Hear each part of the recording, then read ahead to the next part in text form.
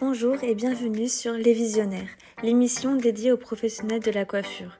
Ici, nous mettons en avant toutes les personnes passionnées par ce métier afin de casser les codes et inspirer chacun d'entre nous pour mettre en avant ce fabuleux métier. Dans la première partie de l'interview, Marc Dugas nous a partagé son parcours incroyable depuis ses débuts et le cheminement qu'il a eu jusqu'à la création de la morphocoiffure.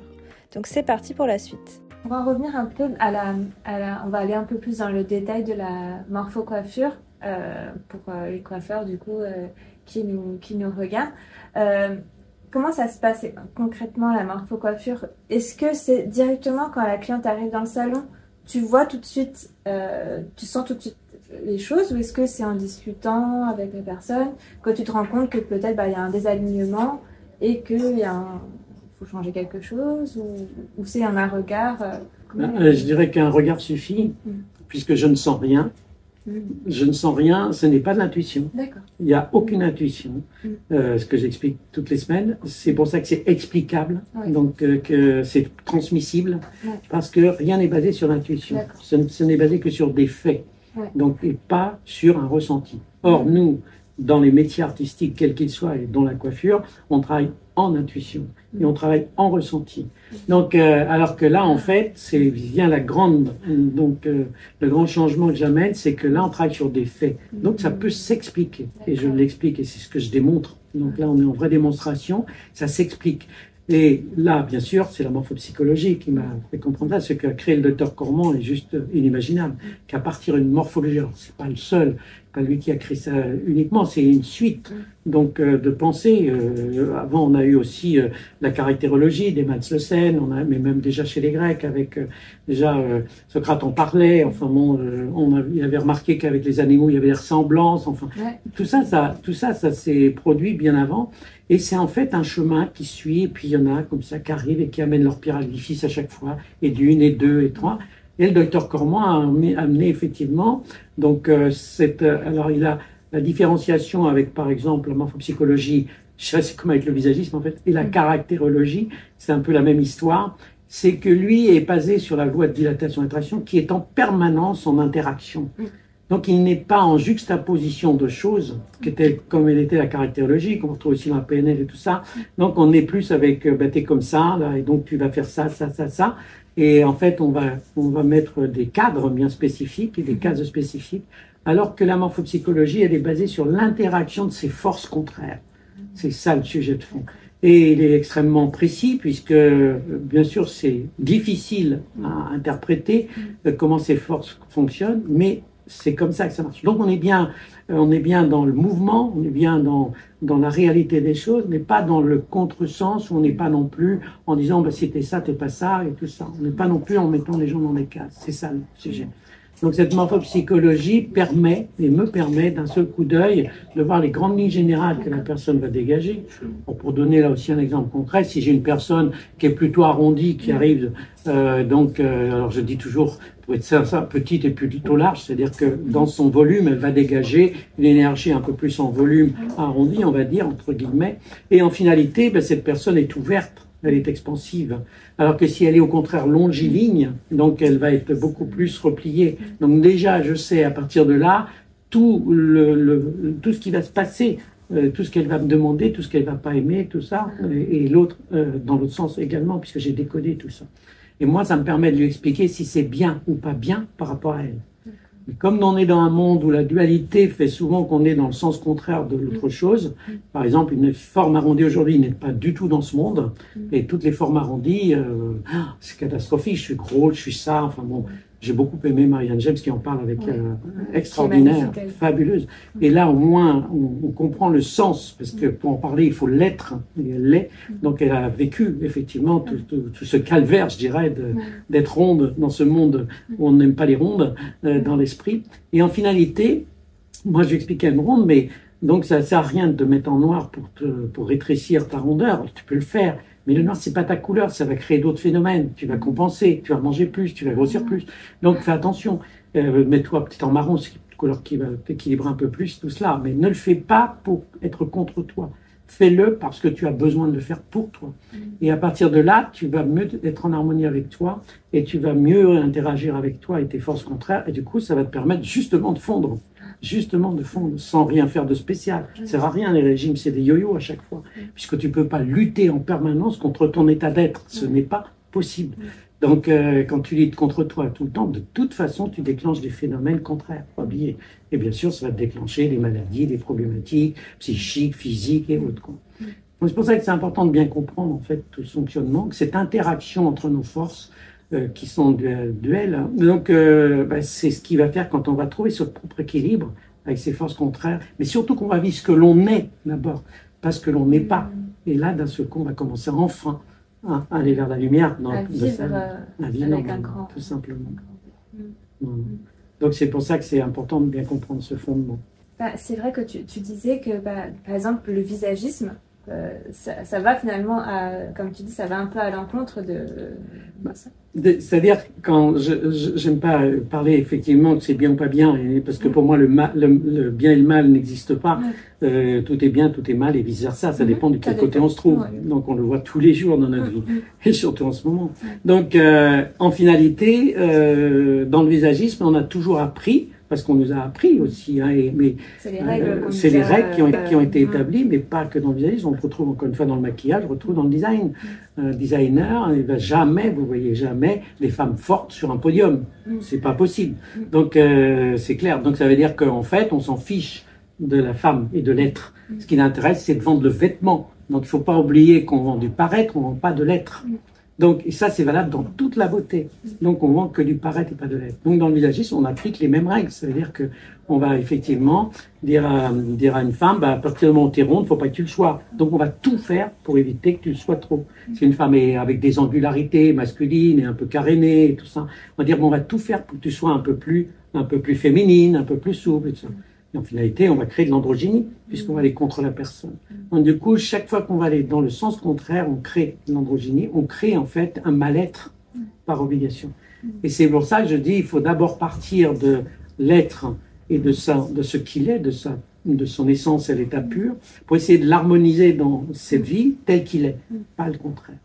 Et c'est là toute la différence qui fait en fait ce que j'ai mis en place au niveau de cette création dans le monde de la beauté. Voilà. Parce que c'est vrai que je pense que dans les métiers de la coiffure, de la beauté, etc., on le voit souvent. Aujourd'hui, on veut tous un peu se ressembler parce qu'il faut suivre les tendances, et en fait, on va vers des choses qui finalement ne sont pas à nous. Donc comment tu expliques ça à quelqu'un par exemple qui vient te voir avec une photo et qui te dit je veux ça, je veux le carré à la mode, Alors, là encore, je ne suis pas contre rien, c'est-à-dire que je ne suis ni contre les tendances, ni contre les modes, tout ça, parce qu'il en faut. C'est aussi ce qui fait le plaisir des choses. Donc là encore, il faut comprendre tout ce sens. Donc je ne vais pas dire, non, c'est pour toi. Bref, non, pas du tout. Je vais donc simplement voir de quelle manière je peux aménager cette tendance en fonction d'elle. Ce qui n'est pas la même chose. C'est-à-dire que si j'ai un carré qui sort très pur, par exemple lissé, comme on fait beaucoup de lissage aujourd'hui, la fille est plutôt féminine, elle a des formes, des rondeurs, de la souplesse. Je vais dire, écoute, je vais te faire cette base carrée qui correspond un peu à la tendance, sauf que moi je vais arrondir les angles, c'est-à-dire je vais pas le faire carré pur et dur, et je vais lui laisser son cheveu plus naturel qui va retomber, je vais utiliser sa matière pour qu'en fait, ce carré ne soit pas pur et dur, mais soit aménagé, tout en étant tendance, aménagé à ce qu'elle est elle. Et c'est comme ça que je vais travailler les tendances. En fait, c'est encore une fois une question d'équilibre entre ce qu'elle a envie et voilà, les tendances, tout ça, et en même temps que ça reste en alignement. Toujours. J'ai toujours m'arrangé. Donc, si j'ai une frange, par exemple, la frange, tout le monde ne peut pas porter des franges. Moi, bien sûr, quand tu es jeune, tu as 18 ans, tu ne poses pas de questions. Tu veux être comme tout le monde parce que tu as tout ton réseau derrière. Il faut que tu sois comme tout le monde. C'est important. Ça file là-dessus. Donc, du coup, on voit des franges. Donc, toi, si tu n'es pas de frange, tu es un peu hors norme. Donc, tu ne rentres pas dans le réseau. Donc, ça ne le fait pas. Donc, par principe de base, moi, j'ai 2 filles. Justement, à un moment donné, c'était les franges. Donc, elle me dit, tu nous fais une frange. Je dis ça, c'est pas vous. Vous êtes trop fonceuse. La frange, c'est un rideau. Ça vous empêche d'avancer. Donc, vous êtes toutes les deux des fonceuses, ça va pas le faire. Elle me dit, oui, mais tu comprends, toutes les filles, toutes les copines. Bon, je dis, ok, je vais la faire, franchement, à ma manière. Donc, et je l'ai fait, alors, j'ai été un peu plus dur que ça. J'ai fait à leur manière au départ pour qu'elles voient la problématique. Et moi, en même temps, ça me permettait de vérifier. J'ai utilisé, donc, dans le sens, parce que j'ai dit, au moins, je vais avoir une véracité totale. Donc, j'ai fait exprès de les faire dans le sens de la tendance, pure et dure. Et là, je veux dire, on en parle dans même pas un mois. Donc, effectivement, 15 jours, 3 semaines après, papa, en fait, tu peux pas ranger. J'ai dit, quoi? J'ai pas compris. Donc, explique-moi ça mieux. Elle dit non, parce que, non, je sais pas, voilà, il faudrait arranger. Tu vois, ça, c'est pas, elles sont pas toutes comme ça, tu vois. Enfin, elle a commencé à me raconter une salade. J'ai une frange, Donc, voilà, donc, faut arrêter. Bon, j'ai compris. Et là, bien sûr, j'ai retravaillé la frange dans le sens où elle pouvait la faire bouger, où c'était pas juste un rideau. Et du coup, ça allait dans le sens un peu plus de, en l'allégeant, enfin, travailler en matière et tout. Donc, c'est pour ça qu'après, ça permet de bien comprendre tout ce sens, quoi. C'est vrai avec les lunettes. Les lunettes, par exemple, aujourd'hui, on a des oversize. Alors, tu vois, avec des petits yeux, un petit visage, et tu te mets des trucs comme ça. T'as plus qu'à plonger, t'es comme un Hugo. En vrai, on se retrouve avec ces trucs. Et je regarde à chaque fois, je dis, c'est pas possible. Donc bref, bon, alors ça peut être sympa, parce que ça donne du look, on va dire. Non, c'est une façon de se cacher un petit peu. Maintenant, bon, et là encore, si on travaille que sur l'être, évidemment, on n'est pas tout à fait en accord avec des yeux rapprochés et des oversides, c'est-à-dire qu'on est en opposition, c'est évident. Donc moi j'explique à chaque fois. Et j'explique toujours à la cliente ce que ça va faire. Toujours. Après, elle fait ce qu'elle veut. Moi, si elle me dit je le veux, je fais. Je ne suis pas là pour imposer ma façon d'être. Je suis là pour expliquer ce qui est bien ou pas. Maintenant, quand j'explique, je dis on verra bien, vous verrez. Et c'est elle qui décide. Hein. Moi, je dis pas ce que je fais, c'est bien. C'est la cliente qui décide. Ça parle beaucoup. Enfin, je pense que ça parlera, j'espère, en tout cas, à plein de gens. En tout cas, à nous, je pense que ça nous parle beaucoup. Et d'ailleurs, tu disais dans une interview que, en fait, finalement, souvent, les coiffeurs, quand ils font une coiffure, la coiffure est à l'image du créateur et pas finalement à l'image de la cliente. Alors que toi, tu essayes vraiment d'enlever tous les filtres, tes filtres à toi, et d'aller vraiment rentrer dans le filtre de la personne pour... C'est effectivement une grande question d'aller effectivement dans ce sens au niveau de la personne, parce que par principe de base, moi je ne vais pas être contre systématiquement ce qui se fait. Donc ce qui m'importe, c'est de l'adapter à chaque fois par rapport à ce qu'elle est. Et c'est vrai que je ne vais pas systématiquement dire à la cliente que ça va pas le faire, ou ça c'est bien, ou ça c'est pas bien. Je vais toujours essayer à chaque fois de comprendre qu'elle aimerait avoir ou quoi que ce soit. Et c'est là où je l'aménage toujours en fonction d'elle. Donc ça a toujours été ma devise. J'ai remarqué que souvent, quand on est coiffeur, au fur et à mesure, quand on a la cliente en face devant le miroir, au fur et à mesure des coups de ciseaux, en fait, au début, par exemple, la cliente, elle va être fermée, elle va pas parler, elle va être un peu le visage triste. Et au fur et à mesure des coups de ciseaux, là, la parole se libère, elle commence à parler, à raconter sa vie, à se détendre, à s'ouvrir. Et on voit vraiment le visage qui s'ouvre. Et c'est ce que je trouve magnifique dans ce métier. Et ça doit être d'autant plus vrai quand, en plus, on est en train de créer un alignement avec l'être. Effectivement, la grande question que je me posais, que tu posais tout de suite, c'est en fait comment se fait-il qu'on projette toujours son image sur l'autre. Et ça, c'est vrai pour tout. Donc, mais c'est vrai en tant que journaliste, en fait, on va toujours faire les choses comme ça. Mais c'est logique, puisque c'est nous. Donc, en fait, il est tout à fait normal que l'on explique ce que l'on est, ce que l'on veut, ce que l'on fait. Donc, la projection est normale. Donc, et c'est bien pour ça qu'on défend son point de vue, comme on dit, on défend cette projection. Et moi, ça me posait un souci, parce que c'est là où je me heurte, effectivement, et je me suis souvent heurté avec... on dit, oui, mais enfin, tout ça, on sait, c'est bon, on a compris, on le fait naturellement, inconsciemment. Moi, ça me perturbait parce qu'en tant que directeur artistique, j'avais à un moment donné des directeurs aussi autour de moi, je gérais un peu l'ensemble. Et alors, il y avait des modèles qui venaient, ils repartaient, ils pleuraient, alors qu'on prétendait qu'on faisait les choses par rapport à leur personnalité. Je dis, c'est quoi le truc? Donc, je ne comprenais pas. Je ne comprenais pas parce que c'était pas une question qu'elles n'étaient pas belles ou belles en sortant. Au contraire, c'était des looks super, la plupart, tout ça. Mais et ça allait pas. Et la personne, en fait, on les coupait trop court, on faisait une couleur qui n'était pas bien, enfin pour elle, mais qui était bien pour nous. Donc, et cette fameuse projection fait aussi qu'on look aussi, puisqu'on va chercher un coiffeur qui se projette un peu et qu'on a envie d'avoir son look. Hein. Donc, si on va chez Deçon, tu vas avoir à peu près le même esprit. Donc, pour essayer de donner des exemples, c'est important. Donc, de ce fait, je dis, bon, c'est moi qui raconte ça, il faut laisser les choses en l'état. Puis en finalité, je me suis rendu compte que non, parce que ce qui est quand même important, c'est que la cliente, elle, ressorte en disant je me sens bien. Et c'est sûr qu'elle va pas se détendre. Quand elle voit que les premiers coups de ciseaux arrivent et que c'est pas du tout ce qu'on lui avait dit ou ce qu'elle avait prévu, bien sûr qu'elle fait la gueule. Évidemment qu'elle va faire la gueule. Tu m'étonnes, elle dit mais ça va pas le faire ça. Et c'est d'ailleurs quand elle sent effectivement qu'on rentre et tout, qu'on travaille au Pfizer ou quoi que ce soit, et qu'elle voit qu'on travaille la matière, vous m'en enlevez pas, là, ça va, là.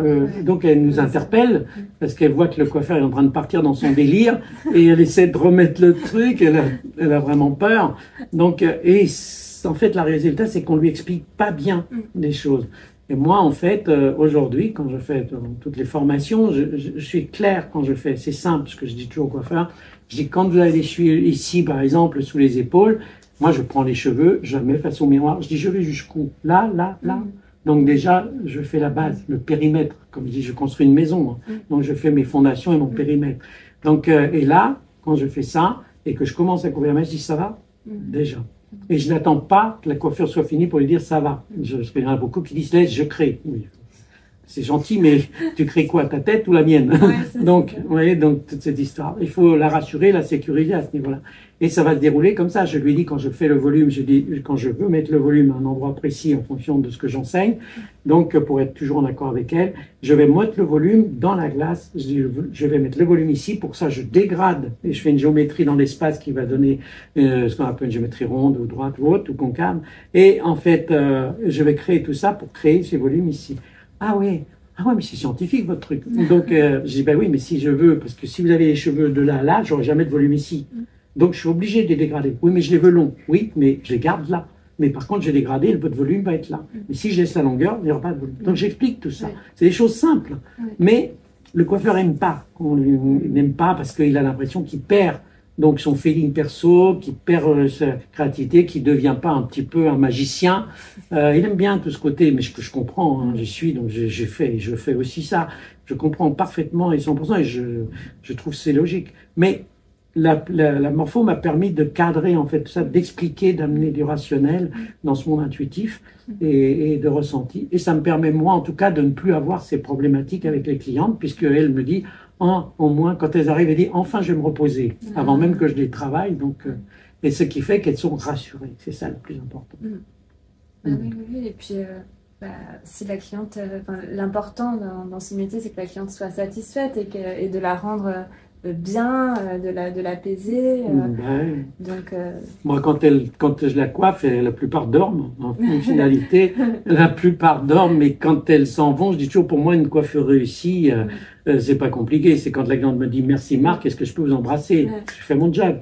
Moi, je suis pas en train de me mirer dans son miroir en me disant super, j'ai fait un bon truc. Si elle est pas contente, j'ai fait un truc à la noire. Donc, ce qui m'intéresse, c'est sa satisfaction, pas la mienne. Donc, c'est parce qu'elle est satisfaite que je le suis, et pas le contraire. Or, on a travaillé énormément dans l'autre sens pendant très longtemps. Et tous les créateurs travaillent dans ce sens. Il y a beaucoup, ce qui est logique aussi. Si t'as pas d'ego, si t'as pas tout ça, on est toujours contre l'ego. Heureusement qu'on a de l'ego. On est quoi? On parle toujours qu'il faut être ce que je suis, et en même temps, il faut lutter contre ton ego. Je fais quoi, moi? Ton ego, il est logique, c'est normal. Après, quand il devient illogique, c'est toujours comme tout, quand il est surdimensionné, où là, tu te mires dans tel narcisse, mais il y a encore une fois il y a des nuances dans tout ça. C'est là où il faut adapter cet ego à la réalité, aux besoins du service, mais c'est là que la satisfaction va sortir d'autant plus près. Quand tu l'as confronté à l'industrie entière de la coiffure, comment est-ce que ça a été reçu, du coup Bah, c'est normal, encore une fois, c'est compliqué, puisque lorsque l'on crée quelque chose comme ceci, qui va vraiment dans le sens des choses et pas là, par exemple, quand on va créer une franchise, je l'ai fait. Donc j'étais au bout de l'histoire, j'ai créé ma propre franchise. Je ne l'ai pas continué pour une raison, il y a eu multiples raisons, mais la première raison de base, c'est que une franchise, comme un McDonald's, on va prendre d'autres métiers parce que c'est plus simple, les McDo, le Starbucks, enfin toutes les marques quelles qu'elles soient, et les marques aussi de vêtements, parce que je travaille aussi pour la maison Chanel, donc les stylistes, l'ensemble, tout ça. Donc fait que par principe de base, bah, on a un standard. Donc il faut standardiser. Mais si tu standardises, tu ne peux pas créer du sur-mesure. Ouais. Et la problématique, elle était là. Et j'étais moi-même confronté à ma propre création, parce que je ne pouvais pas, comme beaucoup vont faire une collection tous les 6 mois. On va dire, bon, ben, là aujourd'hui, ça va être cette forme-là, ça va être cette couleur-là, ça va être tout ça, et tout le monde applique, et tout le monde applique, et tout le monde applique.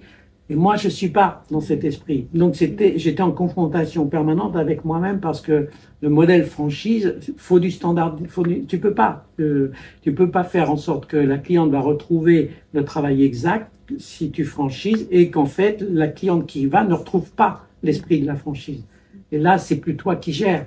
Donc, c'est la création de ta propre franchise. Donc moi, ma franchise, elle se basait non pas que sur Marc Dugas, puisque je la transmets, mais aussi sur le fait que l'on ne pouvait pas standardiser une coupe de cheveux. On standardise de la réalité permanente qui évolue tout le temps et constamment. Mais on ne peut pas standardiser une coupe de cheveux en disant, bah tiens, là c'est les carrés, là c'est les longs, là c'est les roux, là c'est les blonds. C'était pas possible. Donc ça me cassait les pieds, parce que en fait, il fallait que chaque coiffeur à l'intérieur fasse aussi du sur-mesure dans l'esprit, tout en appliquant la méthodologie. La méthodologie, elle est applicable, bien sûr, puisque je l'enseigne et je l'ai fait. Je pensais que c'était possible à transmettre et tout ça, mais c'est pas aussi facile que ça, quoi. Dans le monde du business, où là, il faut absolument réduire au maximum, en fait, tous les paramètres pour faire que ta franchise, bien sûr, soit pratique, simple, facile. La problématique d'une franchise, ça doit être facile. C'est-à-dire qu'on va chez McDo, bah, on prend le burger, on sait que c'est comme ça, on lui va pas lui dire, tiens, tu me mets un peu plus de sel, un peu plus de poivre, un peu plus de moutarde. Non, tu prends le package. Et là, donc, on n'est pas dans la nuance, on n'est pas dans la subtilité, on n'est pas non plus dans l'approche personnelle, quoi. C'est là où ça devient compliqué. Ouais. Et je comprends les deux, parce que j'ai fabriqué, mais je me suis dit, bon, non, ce modèle n'est pas forcément franchisable. Par contre, en enseignement, c'est bien plus facile de l'enseigner, parce que tu peux à ce moment-là, toi, commencer à appliquer plein de choses de manière perso, qui va t'apporter ces nuances, donc pour changer mon burger et qu'il soit pas tout à fait le même que l'autre et tout ça, quoi. Donc c'est ça le sujet de fond, quoi. D'accord. Tu as réussi à créer une méthode pour pouvoir l'enseigner et la transmettre aux professionnels, mais finalement c'était pas créer une franchise, c'est différent, bah, c'est plus business, donc là oui, il y a des process que tu peux, c'est logique. Si tu veux que le salon franchisé, qui va donc payer donc des droits, il a besoin que des gens rentrent dans son salon. Donc lui, il a besoin que la clientèle qui va rentrer dans son salon soit l'identique du salon franchisé. Alors, bien sûr, je l'ai fait. Tous les salons que j'ai créés au nom de Marc Dugas Morpho Coiffure étaient parfaitement dans le concept, dans l'ensemble, dans tout ça. On avait le logiciel, on avait l'explication, tout était parfait. Mais il y avait cette difficulté de lui donner de l'amplitude, puisque quand c'est comme ça, il faut réduire le process, il faut pas effectivement être trop vaste, et c'est là où c'est pas aussi facile, quoi. Voilà. Donc c'est possible. Je dis pas que c'est pas possible, mais là il faut vraiment qu'il y ait aussi, faut que tout suive, il faut que le personnel suive, il faut que tout ça. Souvent les coiffeurs qui venaient, ils avaient appris et tout ça, et c'était leur retransformer leur tête. Donc en leur disant oui, mais on m'a pas appris comme ça. J'ai dit, je sais, mais si tu continues comme ça, moi je perds l'essence de la franchise. C'est pour ça que c'était compliqué. Et là, il y avait un temps de formation obligatoire, quoi. Donc, et on n'a pas le temps. En franchise, t'as pas le temps. Il faut de l'argent tout de suite. Je l'ai créé, la franchise, ça coûte beaucoup d'argent. Donc derrière, si t'es pas rentable, et si le franchisé, il a un concept qui est pas rentable, ça va pas le faire, quoi. Même si tous ceux que j'ai créés, ils ont été rentables. Ils ont tous fonctionné. Il n'y a pas eu de souci là-dessus. Mais c'était plus de la continuité, en faire un vrai package, quoi, qui était plus difficile. Et du coup, tu fais aussi des conférences à l'international. Donc ça doit être super intéressant de voir comment est reçue la morphopsychologie, la morphocoiffure et la morphopsychologie à travers différentes cultures. Ça doit être différent selon les pays, j'imagine. La première chose déjà, c'est que la morphopsychologie m'a permis de comprendre le monde, et puisqu'elle s'applique partout. Donc moi, que je sois au Brésil, que je sois au Japon, que je sois en Russie, que je sois en Chine, que je sois en Europe ou ailleurs, chaque en fait morphologie, alors j'en parle pas dans le livre parce que je soulève encore des choses un peu complexes, on va dire, parce que j'ai pas fouillé à fond le sujet, mais je le ferai un jour, je pense. J'ai remarqué que comme par hasard, les morphologies sont très proches, non seulement de la culture du pays, non seulement de l'esprit et de tout ce que cela engendre, mais aussi de la morphologie même du pays. Donc et je me suis dit, mais comment ça peut être possible, ça? Donc, et ça, c'est une grande question. Et j'ai vérifié, bien sûr. Je suis très avancé dans le sujet, mais parce que effectivement, en fait, encore une fois, lorsque l'on vit dans un pays, on n'a pas une morphologie par hasard non plus. Donc, et en fait, ça va nous ramener à l'esprit, à la culture, à ce qu'on va aimer, ce qu'on va pas aimer, et tout ça. Donc, c'est assez impressionnant. Et alors, moi, je m'amuse, bien sûr, à travers tout ça, parce que je vérifie. Alors, quand je repars au Japon, puisqu'ils m'ont demandé de retourner.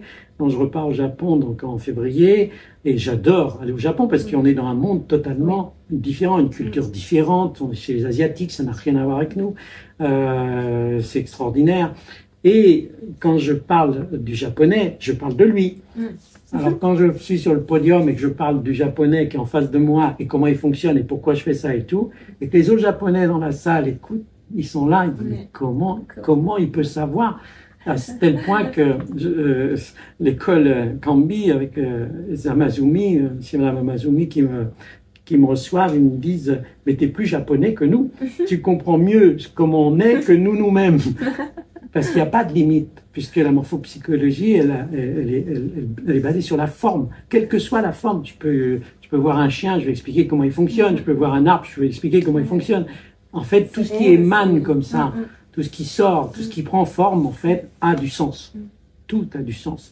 Donc quand tu commences ça, c'est limité. Et c'est là que c'est intéressant, puisque moi, bien sûr, quand je suis en Russie, j'ai retourné là. On m'a rappelé aussi pour repartir, mais c'est pareil, c'est pas la même chose quand tu es en Russie que tu es au Japon, que tu vas en Corée, que tu vas là aussi au milieu des Asiatiques. Bien sûr, nous on dit tout le monde se ressemble là-bas. Non, pas du tout. Coréen, c'est pas le japonais, donc c'est pas le chinois non plus. Et moi je le vois en morpho. Donc et l'esprit, bien sûr, et la culture va suivre. Et alors bien sûr qu'ils adorent. Ils adorent, parce que de voir un étranger qui arrive, qui parle d'eux sans connaître ce qu'ils sont, ça les surprend. Mais moi, c'est juste le Dr Comment qui m'a donné le film. Moi, je suis ce qu'il me dit. Hein. Ça marche. Donc, c'est tout. Je me dis, bah, ça marche. Donc, je fais, puisque quand je parle d'un Japonais de ce qu'il est, je lui dis pas qu'il est comme ça. En fait, il me répond, il me dit, oui, c'est vrai. Donc, c'est ça qui est intéressant. C'est génial. Donc, voilà. C'est fou. Bah, ça pourrait faire le sujet d'un second livre, du coup. Ouais, parce que ça permettrait, en tout cas, au monde de mieux comprendre qu'un être humain, c'est un être humain, quel qu'il soit, où qu'il soit et quoi qu'il fasse, c'est toujours un être humain. Faut jamais l'oublier, hélas, comme ça se passe tout le temps. Et que l'être humain, il est bien partout. Il n'y a pas des bons, des méchants, des trucs, non. C'est un être humain qui exprime ce qu'il est comme il est là où il est. Évidemment que un pays dilaté, pour reprendre une expression de la morpho de base, qui est face à un pays rétracté, évidemment qu'il n'a pas le même esprit. T'en as un qui veut foncer, ouvrir, et t'as l'autre qui dit « je veux me protéger ». Évidemment que ça crée des tensions. Mais si tu expliques cela par la morpho, du coup, ça libère des choses. Parce que d'un seul coup, on pourrait effectivement harmoniser en fait tout ce monde avec tous ces clivages, toutes ces défenses d'idées, de pensées, de tout ça, qui créent en fait ces idéologies qui naissent. On pourrait remettre un peu l'être humain là au centre des choses et expliquer ça d'une manière plus concrète et plus pragmatique en fait. C'est ça qui serait intéressant. Ça serait magnifique. Et surtout, en ce moment, on a bien besoin de comprendre. Mais oui, mais ça veut dire qu'on n'est pas arrivé au bout de notre chemin. C'est tout. C'est pas compliqué. Si on en arrive là, c'est qu'on a encore beaucoup de chemin à faire avant d'être, encore une fois, dans cette recherche d'équilibre. Déjà, trouvons le nôtre et ensuite on trouvera celui du monde. C'est pas gagné. C'est pas gagné. C'est ça. D'ailleurs, du coup, j'ai ton livre que j'ai commencé à lire et que j'adore. Donc, est-ce que tu peux nous en dire un peu plus sur ce guide? Bien sûr. Donc, ce livre, en fait, il explique tout simplement en fait, ce qui m'a amené à faire ça. J'explique pas dans ce livre ce que j'ai créé en coiffure, enfin tout ça, c'était pas le sujet, puisque c'est autre chose. Par contre, j'ai expliqué mon parcours, d'où je viens, qu'est-ce qui a fait que j'ai fait tout ça, comment j'ai réussi à faire. En fait, tout ce que je suis en train de dire là, c'est ce qui s'est passé. C'est-à-dire qu'en fait, j'ai pas fait ça comme ça, c'est venu un peu par hasard. J'ai suivi le fil conducteur de où ça m'a emmené. J'aurais pu choisir la facilité, hein, j'aurais pu avoir 10, 20, 30, 40, 50 salons, enfin qu'importe, parce que quand tu pars après, une fois que tu es parti, ça se démultiplie. Mais c'est incroyable parce que j'appelle la source et me ramenait tout le temps à ça. Donc je ne pouvais pas m'en séparer. J'ai voulu la quitter 15 milliards de fois parce que ça me posait plus de problèmes qu'autre chose. J'aurais pu avoir une vie plus simple et plus facile autrement.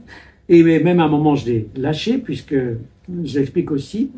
J'ai lâché parce que je m'occupais de produits après, bref, en marketing de réseau, là, de la marque Neoskin, tout ça. Puis j'avais développé tout ça. Enfin bref, ça marchait très bien. Et puis les enfants m'ont dit, papa, on voudrait te voir. Et là, ils m'ont dit, tu comprends, on t'entend parler un peu que tu vas abandonner la morpho, que tu vas faire plein. Alors nous, on n'est pas d'accord. Donc tu dois écrire ton livre, c'est toi qui l'as créé, tu dois transmettre, c'est ton but. Donc j'ai me cassé les pieds parce que j'ai envie plus de voilà. Et puis en finalité, j'ai dit ok, c'est là j'ai repris mon bâton de pèlerin et j'ai relancé. J'ai dit à Christine, occupe-toi, donc la conjointe donc de Neoskin et tout ça, et moi je vais reprendre ma morpho. Et c'est depuis que je fais toutes les semaines, je suis en formation parfois. Et que je transmets. Et que j'ai écrit le livre, enfin. Et quand on me dit, t'as mis combien de temps? 30 ans. Voilà. Ouais, c'est l'accomplissement. Donc c'est ça ce livre. C'est l'accomplissement d'une vie, qui est un chemin de vie aussi, qui peut servir. Pourquoi j'ai fait comme ça? Parce que ça peut servir à tout être humain qui ne sait pas où il va, qui ne sait pas ce qu'il cherche, qui ne sait pas s'il est bien là ou pas. Parce qu'en fait, il n'y a pas à se poser toutes ces questions. Il n'y a pas à fais ce que tu dois faire. Point. Donc, et ose effectivement donc ce que tu dois faire. C'est-à-dire que quand tu fais quelque chose, j'ai écrit d'ailleurs un petit peu, c'est oser en fait, c'est avancer en fait, mais c'est surtout réaliser sa beauté à l'image de soi, c'est-à-dire sa propre beauté personnelle. La beauté, elle est le centre en fait de toutes ces dualités. Dans l'art de Séphiroth, elle est au centre. Hein. Il y a Keter et Malkout qui est spirituel et matériel, l'homme et la femme. L'enfant au milieu, c'est Ifrès, c'est la beauté. Donc créer un enfant, c'est la beauté. Donc la beauté, c'est la réalisation de soi. Et c'est pour ça quand j'essaie de transmettre un peu ce message, où si chacun réalise ce qu'il est réellement à l'intérieur de lui tel qu'il est, à ce moment-là, le monde va devenir comme une plante, comme les fleurs, comme tout ça. Là, ça va devenir donc dans le bon sens du terme. Donc voilà. Et c'est un peu toute l'explication que je donne à ce parcours que j'ai fait, qui m'a amené là, que jamais une seule seconde, j'aurais pensé être capable de faire tout ça. C'était même pas en rêve. Même pas en rêve. Mon rêve le plus fou, c'était ma cerise sur le gâteau avec mon jour de foot. Et depuis, il y a eu plein de choses. Donc, du coup, c'est ce que tu dirais à tous les coiffeurs qui ont envie qui ont un projet, qui ont envie de se lancer, mais peut-être qui n'osent pas, qui ont peur. C'est d'oser.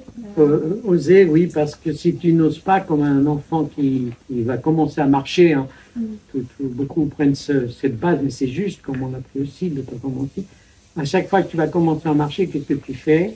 Tu es obligé de lever un pied pour te mettre en marche. C'est-à-dire, si tu restes les deux pieds statiques, tu n'avances pas. Donc, mettre un pied, tu te mets en danger puisque tu es en déséquilibre. Et c'est grâce à ce déséquilibre que tu vas reposer le pied en avant, en arrière, ou sur le côté, dépendra où tu vas. Mais en tout cas, c'est ce déséquilibre qui va naître le fait que tu avances. Ce qui veut dire que si tu n'oses pas lever le pied, tu n'avanceras jamais. Donc, ce qui veut dire que quel que soit ce que tu fais, si t'as pas je sais pas moi, si t'as pas de destin incroyable, si t'as pas d'envie incroyable, mais on sait pas ce qu'on est. On ne sait pas ce qu'on est. Donc, faut pas, il n'y a pas à douter de ce qu'on est. On est comme on est. Il y en a qui font des choses, il y en a qui font autre chose. Ce qui est important, c'est de faire ce qu'on est. Donc, qui que l'on soit, quoi qu'il se soit passé, de faire ce qu'on est. Accepter ce qu'on est, c'est la priorité de la vie. À partir du moment où tu l'acceptes, tu l'intègres, ça fait partie de toi, c'est toi. Donc c'est pas quelqu'un d'autre. Et tu le rejetteras plus à ce moment-là sur les autres. Toutes tes problématiques, tu vas plus les rejeter. Donc ça va éliminer tout ça. La troisième dimension, c'est de dépasser ce que l'on est. Puisque c'est parce que tu vas dépasser ce que tu es, tu vas avancer. Donc et ça, c'est, là encore, c'est pas de moi, c'est l'acceptation, l'intégration et le dépassement de soi, que le docteur comment expliquer aussi, mais que pas que lui, beaucoup en parlent. Et c'est la première leçon de vie qu'on peut donner. Acceptez ce que vous êtes, tel que vous êtes, qui que vous soyez, quoi que vous fassiez et quoi qu'il se soit passé. Ça, c'est clair. Et à partir de là, tu vas pouvoir enfin avancer.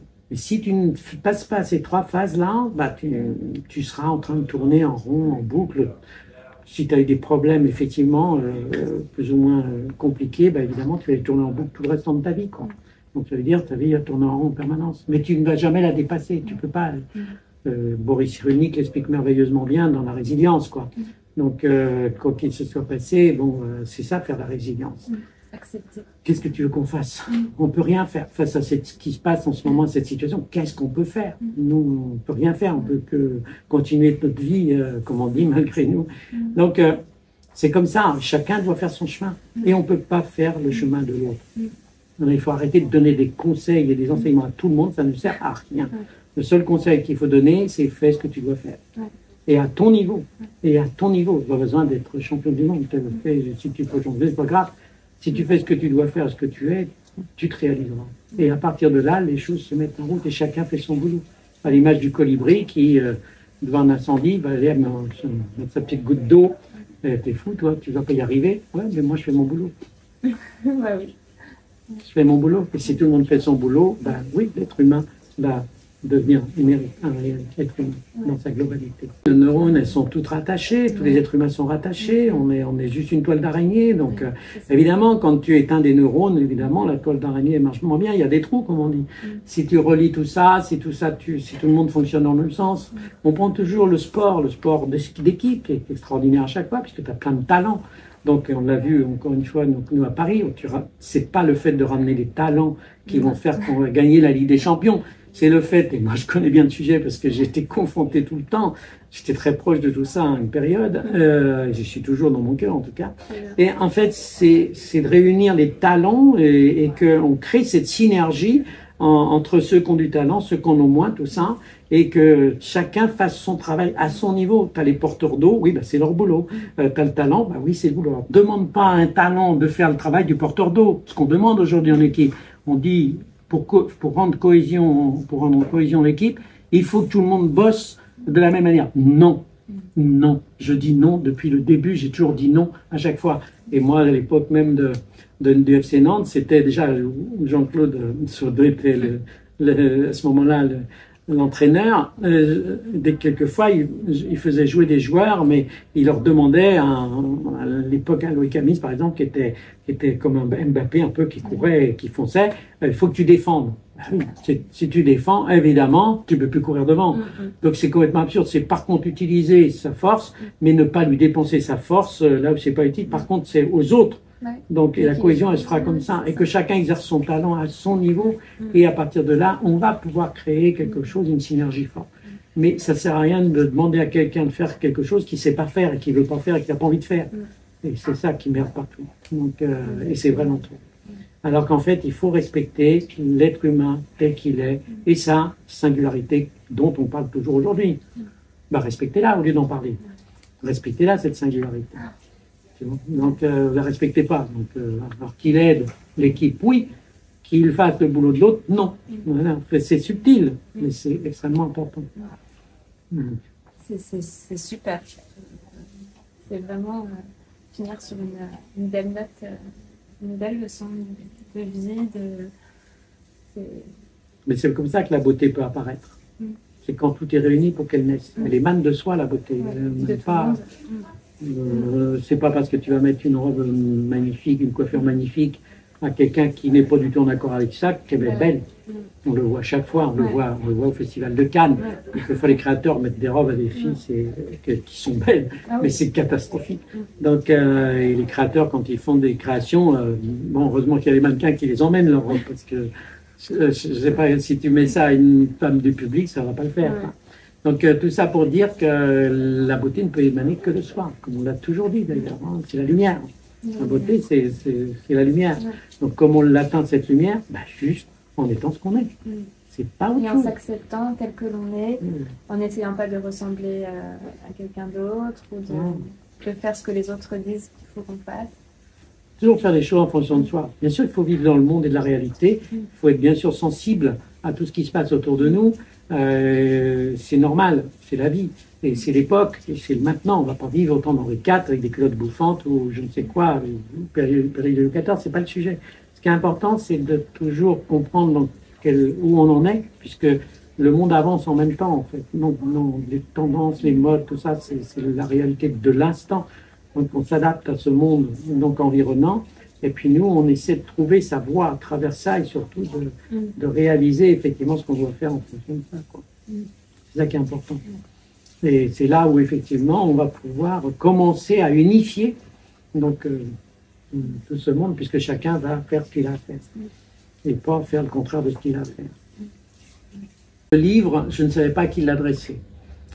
Puisque, en fait, si je l'adressais qu'au coiffeur, j'étais purement technique, et là, j'allais plus parler de ma réussite professionnelle, ou de tout ce que j'avais fait, les salons, tout ça.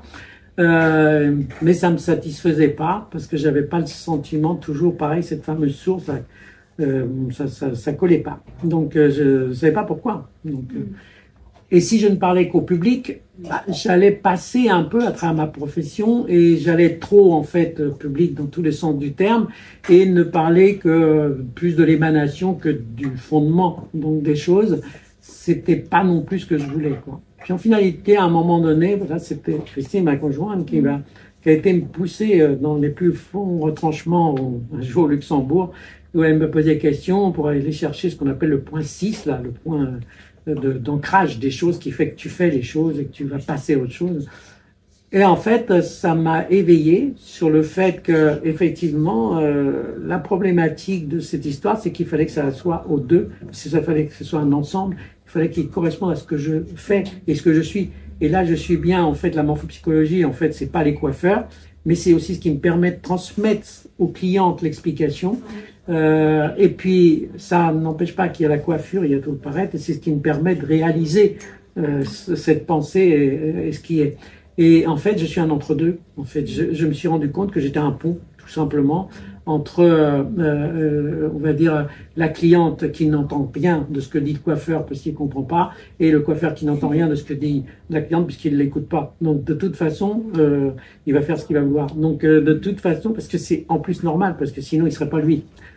Et donc, en fait, ce livre, en fait, c'est vraiment l'émanation de ce pont entre la cliente qui a son expression et qui est ce qu'elle est, et puis nous qui avons notre expression et ce qu'on est, mais c'est de faire la jonction entre les deux.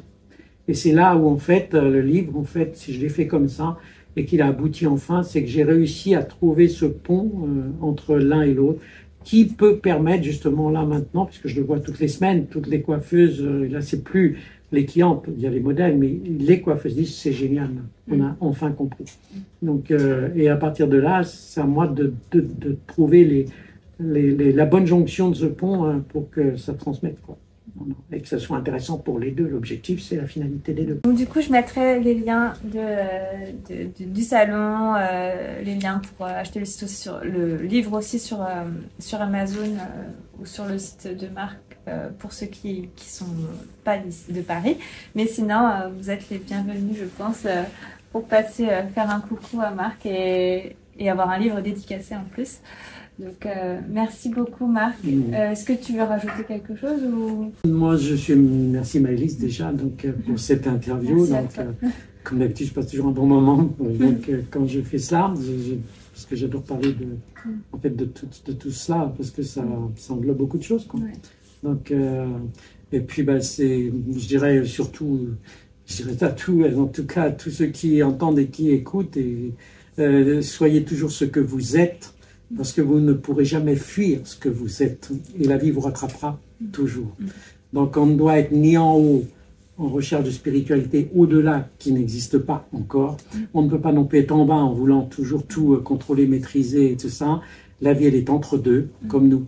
Donc être humain, c'est juste vivre l'instant présent, comme on dit toujours, ni trop loin, ni hier, ni le passé, ni le futur, mais le présent, qui en fait correspond à cet entre-deux, et qui fait que chaque jour, en fait, comme on dit, chaque jour suffit sa peine, c'est-à-dire ou son bonheur.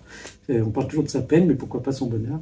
Et que c'est en suivant un peu ce fil conducteur qui va faire que votre et notre vie va s'accomplir surtout, hein, voilà, quelle qu'elle soit, puisque c'est notre vie. On a le droit de la gérer comme on veut. Et il faut la vivre à fond. Oui, je me suis toujours posé la grande question sur le libre arbitre, dont on sait qu'il n'est pas grand-chose en fait par rapport à l'ensemble des choses. On est plus dans... Il représente, selon les scientifiques de ce libre arbitre, 5% de liberté d'arbitre. Mais moi, je dirais que ce libre arbitre, en fait, il existe chaque jour à partir du moment où on est dans son état d'être tel qu'il est. Et c'est là où on a le libre arbitre, c'est de vivre ce qu'on est, tout simplement. Et à partir de là, la vie, elle sera ce qu'elle doit être en fonction de nous. On ne peut pas changer ce qu'on est. Donc, la mienne, pour l'instant, on ne peut pas le modifier. Donc, voilà. Voilà, il faut conclure. Super, merci beaucoup Marc, c'était un super bon moment. J'espère que pour vous aussi, moi en tout cas, j'ai adoré. Donc voilà, je vous dis à bientôt et merci beaucoup d'avoir regardé jusqu'à la fin cet épisode qui était magnifique. Voilà, merci beaucoup. Au revoir. Au revoir.